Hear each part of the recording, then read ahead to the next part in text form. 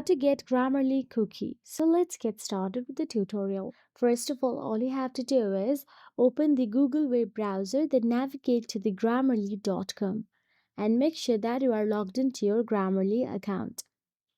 Now, once you are logged into your Grammarly account, all you have to do is simply tap on the new tab button available at the top and search for the Chrome Web Store and hit enter and navigate to the web store original website.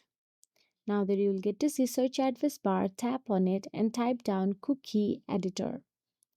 There you can see cookie option available. Make sure you tap on the same logo and the same name and then tap on the add to Chrome button available there. Once you tap on it, confirm it. Once confirmed, you will be navigated to the other page. Now all you have to do is go back to the Grammarly page where you have logged in with your Grammarly account. Simply tap on it. Once in there, tap on the extensions button available, then tap on the cookie editor and that will be. If you found this video helpful, please like, share and subscribe our channel and thank you so much for watching.